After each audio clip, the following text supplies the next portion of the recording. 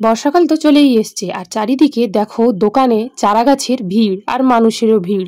কিন্তু আমার ক্যামেরাম্যান এদিকে মন দিয়ে থাকলে আমি কিন্তু মনটা এদিকে দিইনি। আমি তখন দোকানে গিয়ে এইগুলো নেওয়া শুরু করে দিলাম। আমাকে দেখে দৌড়ে এসে ক্যামেরা ধরে ভিডিও করা শুরু করে দিল। আমায় বলল ফুল চারা নেবে না, ফুল চারা।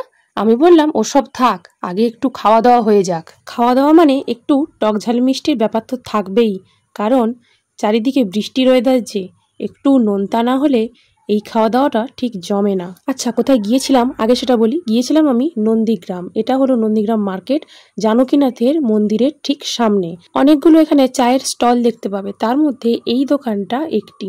তবে এখান থেকে আমি কি কি নিয়েছি সেটা জানতে হলে ওয়েট করতে হবে আর পরবর্তী ভিডিওতে চোখ রাখতে হবে। আশা করি কি কি নিয়েছি তোমরা সেটা খুব ভালোভাবেই বুঝতে পেরেছো। এই হলো দোকানটা। আর তোমাদের কার কার কোন ব্র্যান্ডের কুরকুরি, চিপস কিংবা চকলেট এইরকম ক্রাঞ্চি ক্রাঞ্চি খাওয়া খেতে ভালো লাগে তোমরা কমেন্ট করে জানাও। দেখা হবে পরবর্তী ভিডিওতে।